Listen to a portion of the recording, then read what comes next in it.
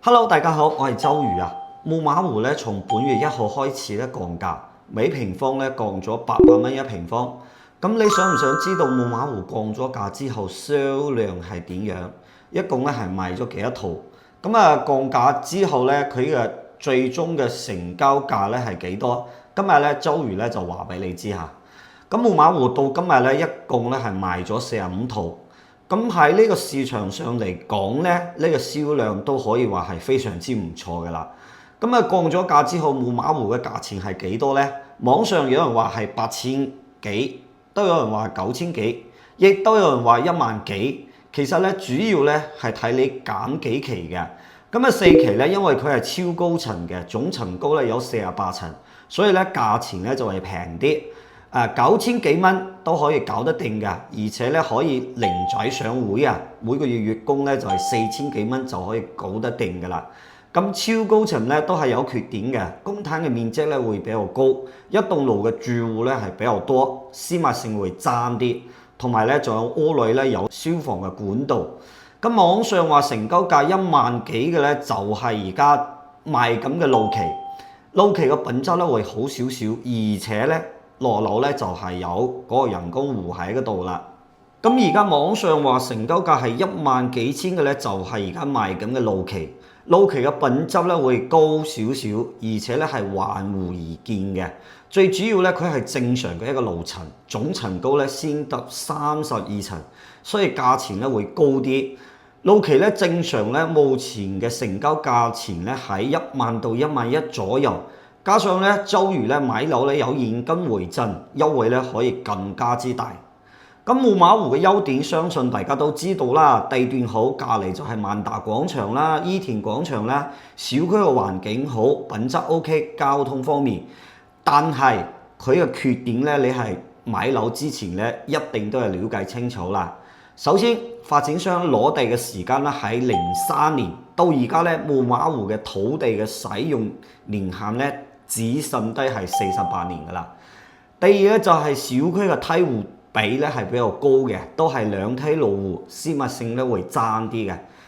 第三咧就係小區嘅物業費咧係比較高嘅，3個2一個平方。第四咧就係小區一期咧冇做到人車分流嘅。最後一個我覺得咧就係暫時嚟講咧，你買樓可選擇嘅戶型咧唔多，就得個106嘅3房同埋咧109方嘅3加1房。講咗咁多咧，跟住咧周瑜咧就大家一齊睇睇實體樓，我哋陣間見。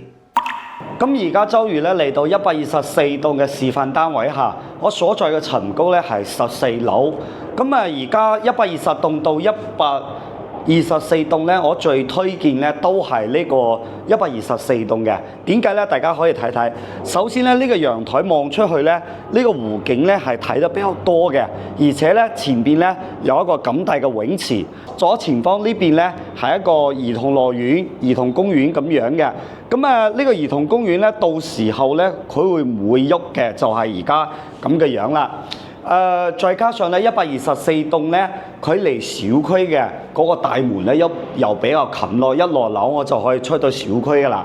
再加上咧其他棟咧都係2梯路火嘅，但係124棟咧係2梯5火嘅。我哋再嚟睇睇前方啦，嗰塊工地咧而家咧係木馬湖第3期同埋第5期咧喺度施緊工嘅。如果你買123棟同埋122棟咧，到時建成咗之後咧，你就會發覺對面都係高樓，所以咧望出去都係6望樓。但係我而家咧124棟，我企喺度咧，左前方嗰塊地到時咧都要建樓，但係咧佢係建小高層，最高都唔會超過18層嘅。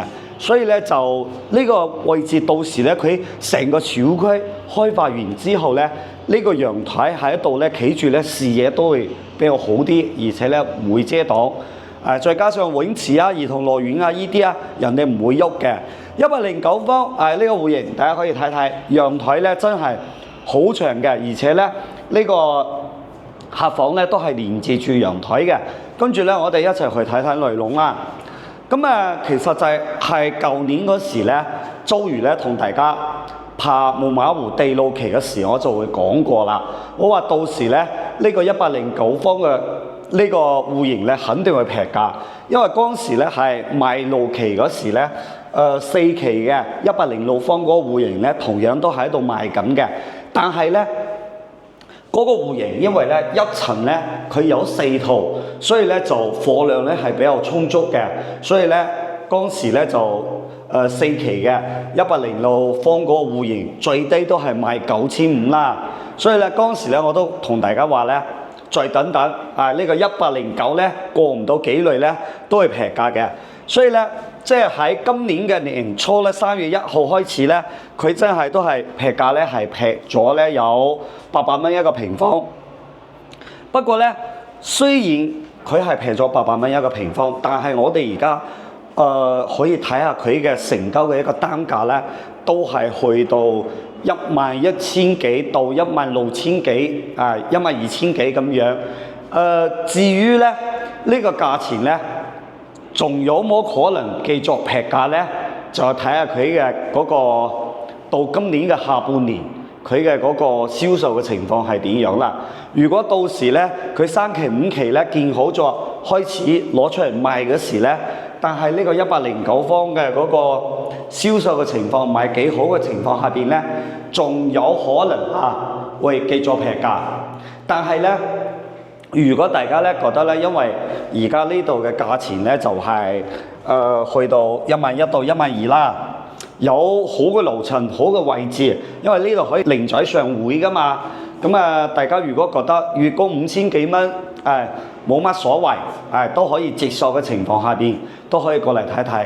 因為咧，就算到時咧，如果話佢就算再劈價，可能再劈個幾百蚊，但係咧，都有一種可能咧，就會導致可能你深水嘅樓層啊，同埋嗰個朝向啊，各方面啦，可能咧就揀唔到咁好嘅，所以呢個咧就見仁見智啦。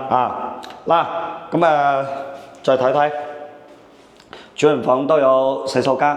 佢路期呢個109方咧，同埋4期嗰個106方嘅嗰個戶型，其實做翻對比啦，因為路期嗰邊咧喺超高層，所以咧佢個公攤面積咧會比較大啲，所以咧其實呢個109嘅戶型對比翻106方嗰個戶型咧，呢個咧就係顯得大啲，而且佢係3加1房，106方嗰個咧少咗3個平方，但係咧佢就係得個3房啦。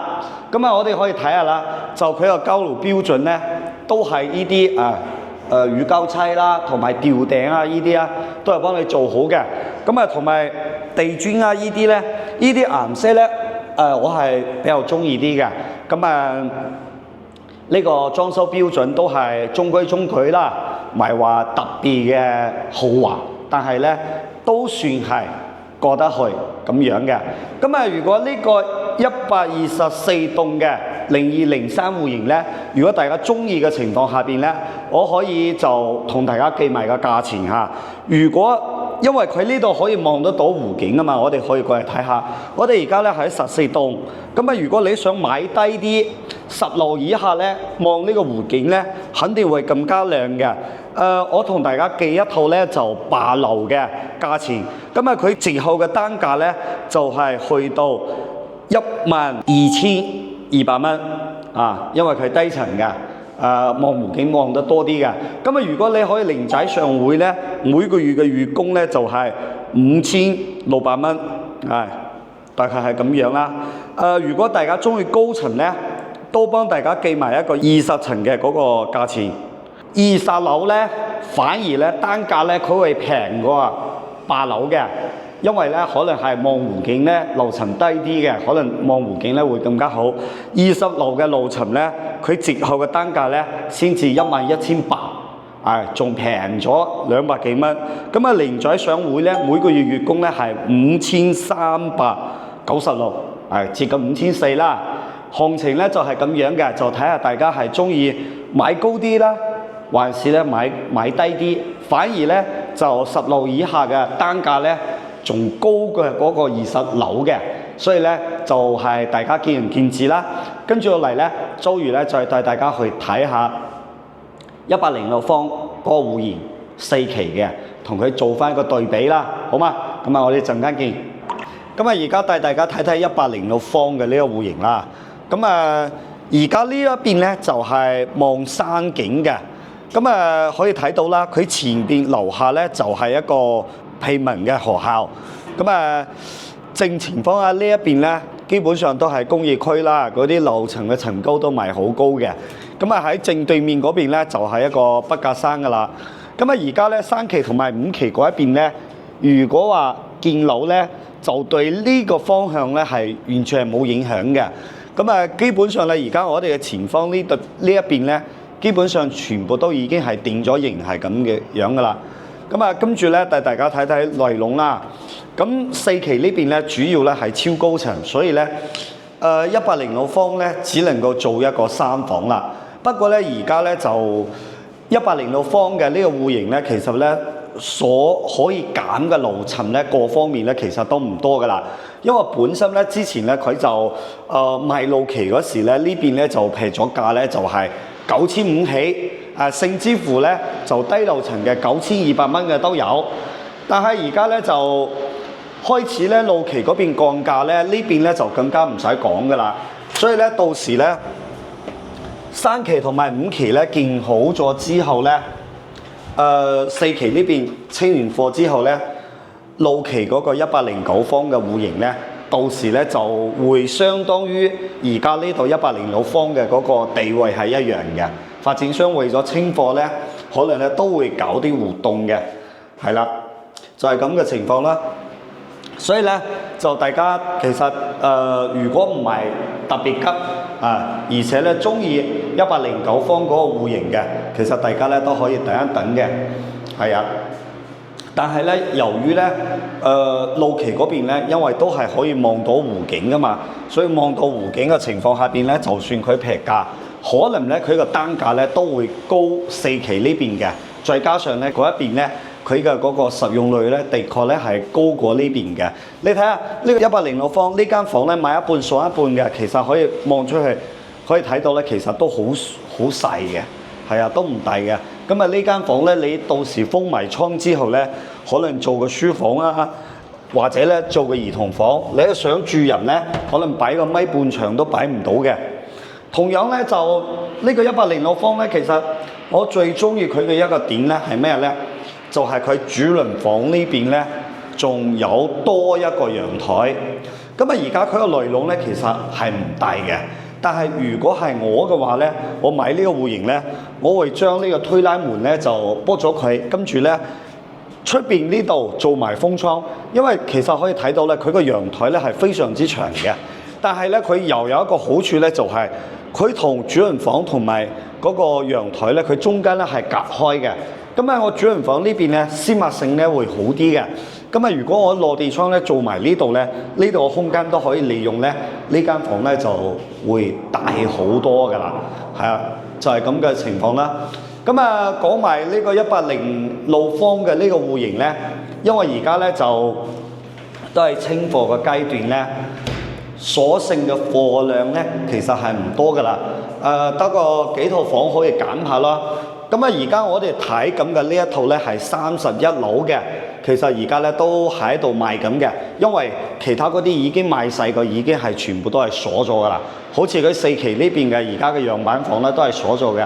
咁啊，如果大家想睇4期咧，我哋都係睇下嗰個銷項，即係而家剩低咩樓層咧，我哋就係實地去帶你去睇。譬如話呢套31樓嘅，大家中意，咁啊就帶大家嚟呢一套實地嚟睇，佢係咩朝向啊，咩景觀啊，就係咁樣啦。價錢咧呢邊咧就真係就會平過嗰邊9500咁樣啦。如果話你係上會嘅話咧，零仔可以上會，月供咧都係4500到4700蚊咁樣啦。所以咧呢個咧就係而家4期同埋6期嘅一個對比。就睇下大家就中意邊度啦。咁啊，如果大家對呢個項目咧有興趣咧，可以聯繫翻我周瑜過嚟呢邊睇樓，我哋咧有專車接送嘅，而且咧揾我哋買樓咧仲有現金回贈唔收任何嘅嗰個中介服務費同埋團購費。所以咧，如果大家對木馬湖呢邊有興趣，可以聯繫翻我哋車你過嚟睇樓。咁啊，呢一集咧節目咧就分享到呢度啦，我哋下期再見，拜拜。